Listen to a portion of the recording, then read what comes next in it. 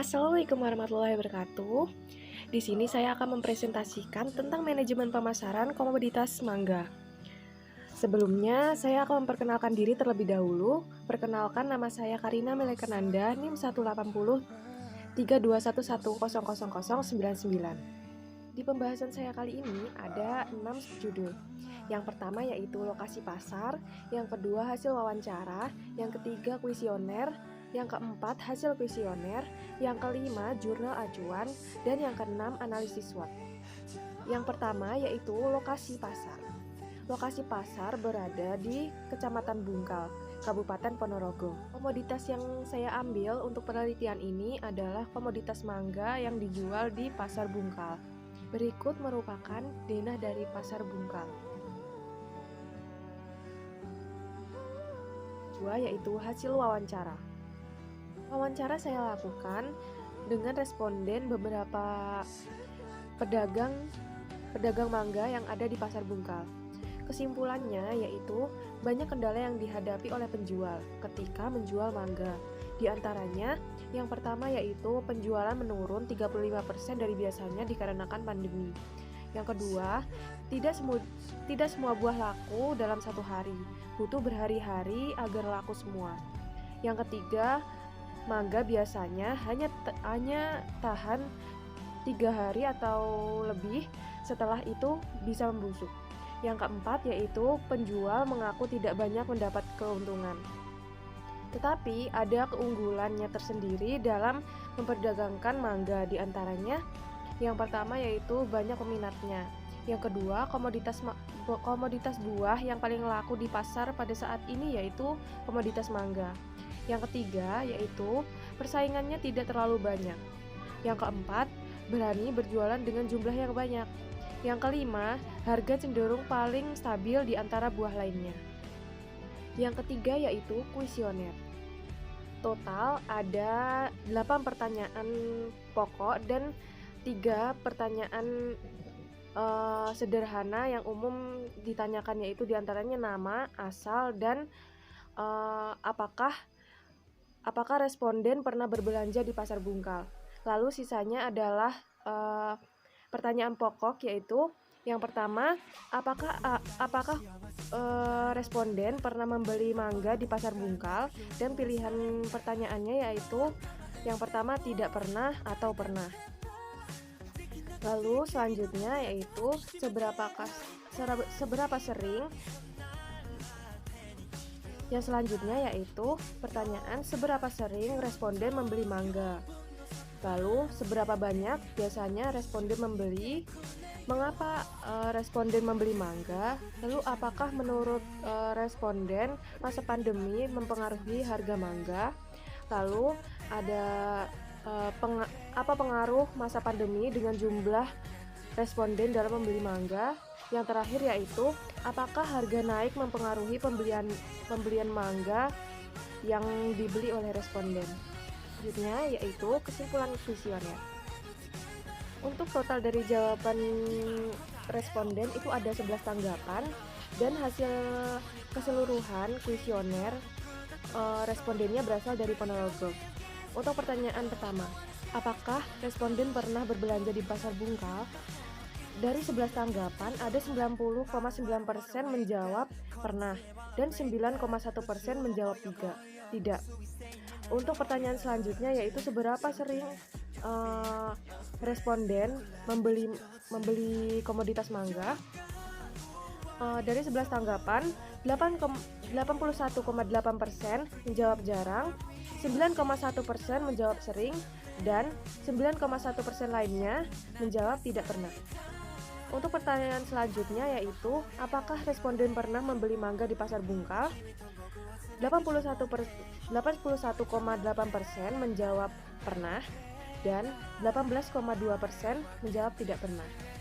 Lalu pertanyaan selanjutnya, seberapa banyak biasanya responden membeli mangga? Untuk jawaban 72,7% menjawab jarang, 9,1% menjawab sering, dan 18,2% menjawab tidak pernah. Selanjutnya, pada pertanyaan, apakah pengaruh masa pandemi dengan jumlah responden dalam membeli mangga? 72,7% menjawab berkurangnya pembelian.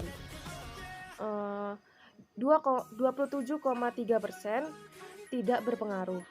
Dan untuk pilihan bertambahnya pembelian itu tidak ada yang memilih. Lalu selanjutnya ada pertanyaan mengapa responden membeli mangga. 100% dari responden menjawab dikonsumsi sendiri. Untuk selanjutnya pertanyaan apakah harga naik mempengaruhi pembelian responden. 72,7% menjawab berpengaruh dan 27,3% menjawab tidak berpengaruh. Lalu pertanyaan yang terakhir yaitu apakah menurut responden masa pandemi mempengaruhi harga mangga? 45,5% menjawab tidak berpengaruh, 36,4% menjawab semakin murah. Lalu 18,2% menjawab semakin mahal. Kelima yaitu jurnal acuan. Dari jurnal yang diacu menjelaskan bahwa salah satu kelemahan dari bisnis produk pertanian di Indonesia adalah produksi yang sifatnya tidak kontinu atau musiman. Hal ini mengakibatkan harga jual buah mangga ini menjadi sangat berfluktuatif. Konsumen pada umumnya menikmati buah mangga hanya pada saat musim panen. Lalu di luar itu mereka kesulitan menemukan buah mangga untuk dikonsumsi. Namun sebaliknya pada saat musim panen buah mangga harga jualnya turun dan bahkan pernah bisa mencapai presentasi penurunan hampir 86%. Lalu tuntutan akan kualitas dan juga kontinuitas dari produk tersebut tentunya menjadi peluang sekaligus tantangan bagi para petani. Untuk memenuhi tuntutan tersebut, tentunya pasar juga menjadi acuan utama bagi seorang wirausahawan dalam menjalankan usahanya. Tujuannya seseorang untuk berwirausaha itu berbagai macam, tentunya untuk memperoleh keuntungan dan usahanya dapat berkembang sehingga dapat memberikan kepastian masa depan bagi pelaku usaha tersebut. Dalam perjalanannya, seorang wirausahawan tentu tidak lepas dari tantangan dan hambatan dalam aktivitas usaha yang ditekuninya. 6 yaitu analisis SWOT. Dalam analisis SWOT tentunya ada faktor-faktornya, yaitu faktor internal dan faktor eksternal. Untuk faktor internal itu ada kelebihan dan kekurangan. Kelebihan dari usaha ini yaitu lebih mudah dalam memasarkannya. Pedagang lebih terbiasa mengawasi harga, lalu harga bisa naik jika barang langka. Kekurangannya yaitu produk bisa mudah membusuk, lalu tidak menjamin semua produknya habis terjual dalam satu kali hari pasar. Lalu yang ketiga yaitu yang membusuk terpaksa dibuang. Lalu untuk faktor eksternalnya ada peluangnya yaitu tidak banyak pesaingnya. Harga bisa dikontrol sendiri, lalu pemasarannya mudah atau lokasinya strategis karena dari yang saya survei itu tempat penjualannya itu ada di pinggir jalan, jadi banyak orang berlalu lalang dan mudah untuk pembeliannya. Lalu ada ancamannya yaitu pembelian bisa menurun saat pandemi seperti ini. Sesuai dari yang saya wawancara tadi, bisa hingga 35% penjualan itu bisa menurun dikarenakan pandemi.